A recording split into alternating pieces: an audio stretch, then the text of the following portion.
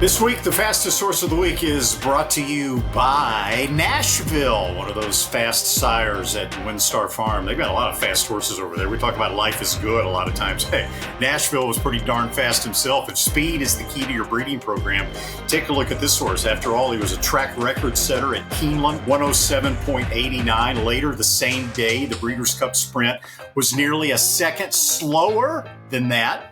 Nashville won a 6-furlong race at the fairgrounds, 108.61, the fastest at the time in 2 years at the fairgrounds. Saratoga, he was a rising star. He won by 11 lengths at 6.5 furlongs. Covered the first 6 furlongs, the internal fraction of that race, 107.92. Blazing fast, son of champion sprinter and sire of sires. Speightstown and Nashville's first weanlings will sell this November.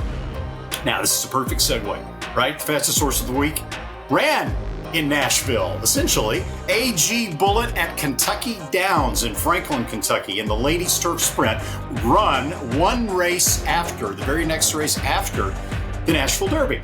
A.G. Bullet, trained by Richie Baltus, started off this winter and spring at Santa Anita, winning the Wishing Well and the Monrovia at 6.5 furlongs. Had a bad race at the Distaff Turf Mile at Churchill Downs on Kentucky Derby weekend on a good course that was kind of quirky at the time at Churchill Downs. Came back in July at Del Mar, won the Osanitas wire-to-wire at a mile. Then they shipped A.G. Bullet to Kentucky Downs, and all she did in the Ladies Turf Sprint, worth only $1.5 million, opened up 6 lengths at the top of that long stretch, won by 5.25 in a buyer speed figure of 106. She'd run some fast races before. This was obviously the fastest, and that makes A.G. Bullet our fastest horse of the week.